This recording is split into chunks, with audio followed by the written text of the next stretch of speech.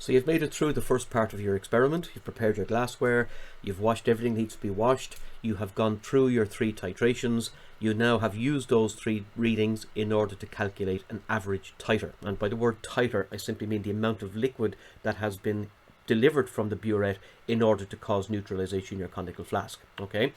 Now they're asking you to calculate the unknown molarity of HCl. My advice to you at this stage is, when you're asked to do a calculation, gather as much information as you can about the 2 species that are being titrated. So in this case here, I'm going to follow this question, which is the same as the titration we were just looking at in this practical. It's a titration against unknown hydrochloric acid and a standard solution of sodium carbonate, made from the primary standard of anhydrous sodium carbonate. Okay, so let's just take a look at this question quickly, and it models exactly what we're doing in this particular experiment. And let's gather the information they give us, bring it down and do a sample calculation, so that you can then move on to the next part of this particular practical and do your own calculation with your figures. A student determined the concentration of a hydrochloric acid solution by titrating with 25 centimeter portions of a 0.05 molar primary standard solution of anhydrous sodium carbonate. Now in that sentence alone, they're talking about the anhydrous sodium carbonate. They're telling me the volume that was given and used and the molarity of that particular standard solution.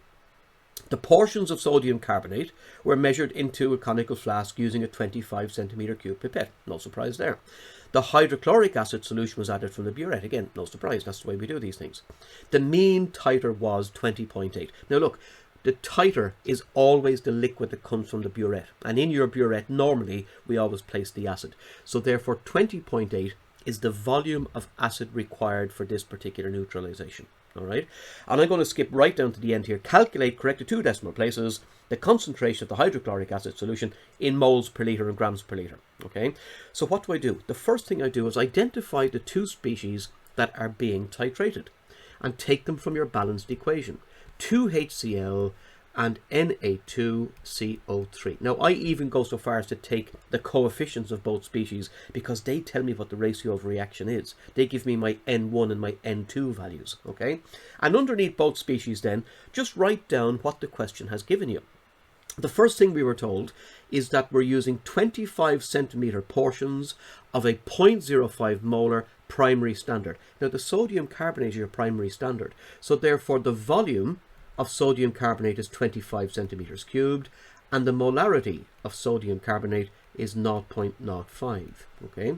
On the other side, the only thing we're told about HCl is what I have calculated from the burette. Now remember, we normally take 3 readings in the lab. The first one is a guide, so it's not used in your calculations. Then the second 2, providing they are within 0.1 of each other, you take their average. And that's the number that you're going to use in the calculation. So you've done that already in a previous part. You're going to bring that figure in here now. So they tell us in this question that our volume is the average volume of 20.8 centimeters cubed. And our molarity, obviously, because that's the whole point of the titration, is unknown. Okay, so now we have everything we need.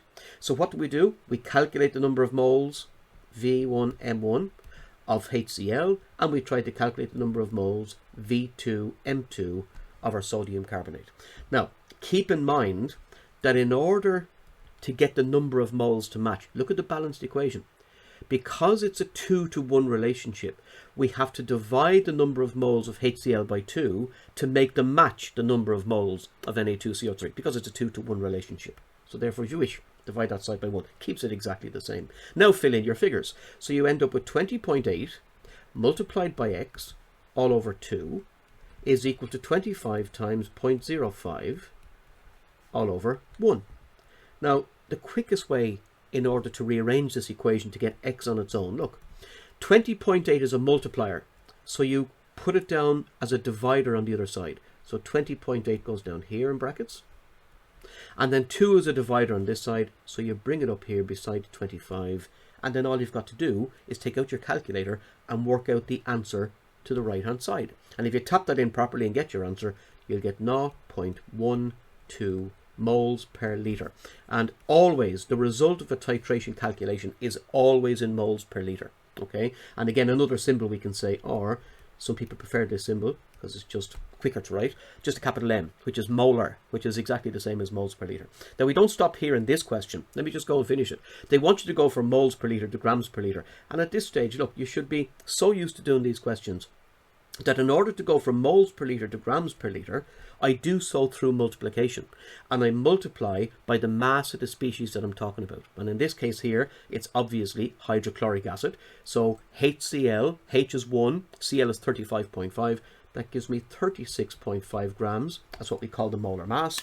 So multiply it by 36.5 by 0.12, and we end up with an answer of 4.387. So 4.39 grams of HCl per litre.